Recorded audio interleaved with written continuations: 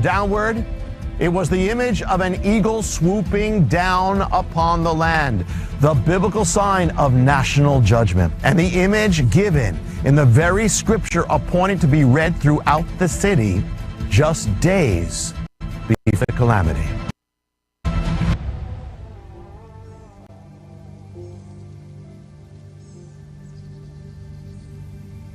Standing on the walls of the cities of the ancient world were the watchmen. Their charge was to keep watch, and upon the first glimpse of an invading army, to sound the ram's horn, the shofar, the biblical trumpet, to wake and warn the city of the danger. There is an appointed time in the Hebrew year when the sound of the watchman is heard in the early hours of the day, and all is and convert scripture now. Those moments all converged was the morning of September 11th, 2001. According to the ancient ordinance, the sounding of the shofars are timed to the rising of the sun. So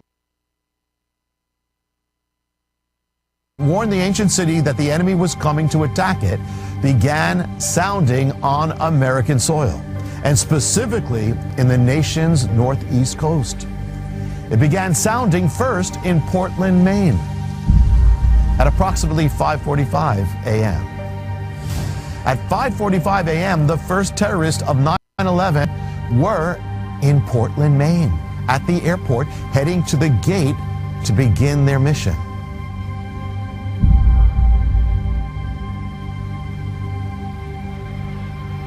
As the sunrise moved westward, the ancient trumpets began sounding in Boston, Massachusetts, and it was there and then in Boston that the terrorists would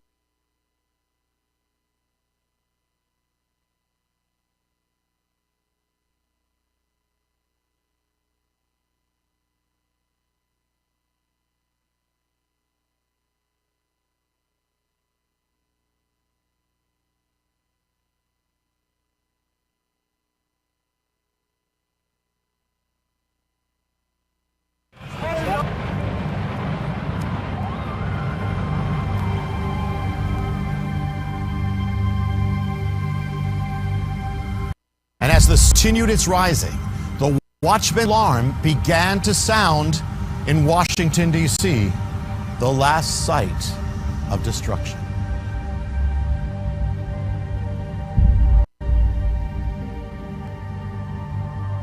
According to the ancient ordinance, the trumpets sound for the first portion of the day, a period of 4 hours. The sun rose on New York City just after 6:30 a.m.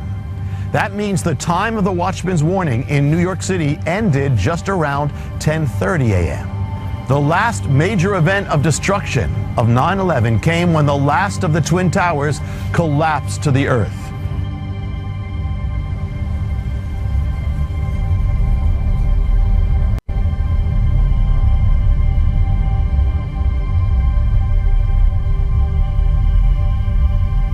It happened just about 10:29 a.m., and then the trumpet stopped sounding.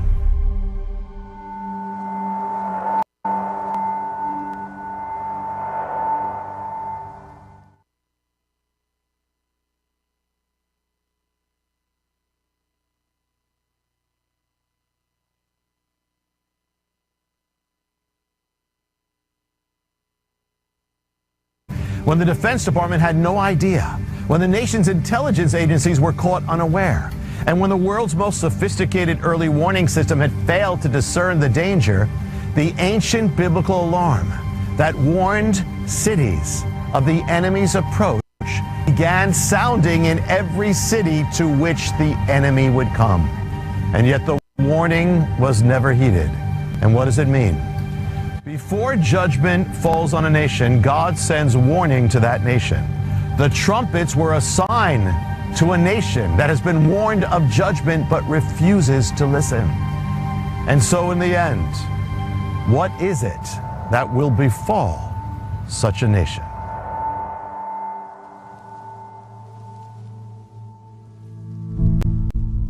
These are just some of the signs and mysteries that appear in the unrevealed of the. But now we move to the next realm. Has the mystery of judgment progressed? Have the harbingers reappeared, or other harbingers appeared for the first time? Is America heading to judgment? The second realm of the Harbinger 2, the manifestations.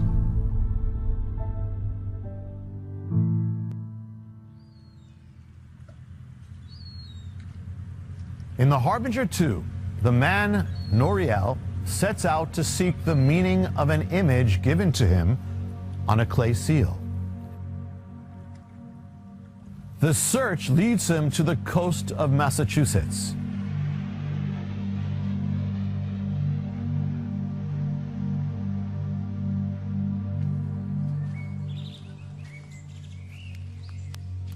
To an island of 2 towers, 2 lighthouses, to this. This is the lighthouse where Noriel and the prophet reunite after years. The two ascend the lighthouse, and there on the balcony and then on the edge of the island overlooking the Massachusetts Bay, the prophet tells him of a centuries-old prophetic warning embedded in America's foundation.